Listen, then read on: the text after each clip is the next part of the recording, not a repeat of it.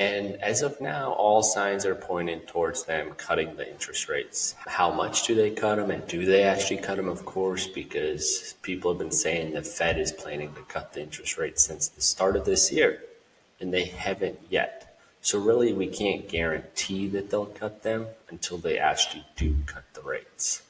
And then, of course, that question comes up, well, what are they going to cut them down to? Is it going to be a 0.25% cut? Is it going to be 0.5%? Is it going to be a full percent cut? We don't know, and we won't know until they announce it. But if we were to go with what people are assuming, they are going to cut it, and you don't even have to guess on what percent they're going to cut it. Is what I say is any cut is going to be good for the housing market.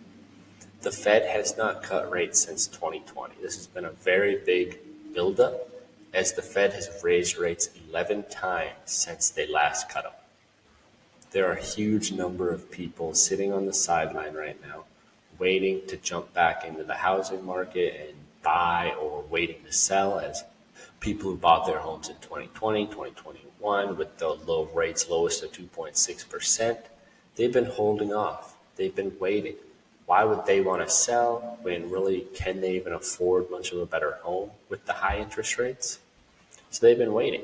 And even a small drop will make a good difference, as every 1% drop in an interest rate is a 10% change in your buying power.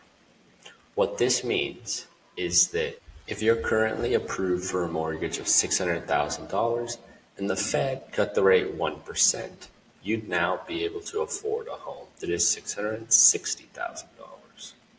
So let's look at the monthly payments for these. With a 20% down payment on a $600,000 home at a current interest rate of 6.5%, your monthly payments would be around $3,634.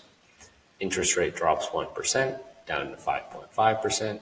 Your mortgage payments now go down to $3,326. So that's a savings of about $300 a month, or $3,600 a year. So as you can see, interest rates drop, then homes will get cheaper for the buyer, and this is going to lead to more people entering into the market looking to sell their current home and go out and buy a new home.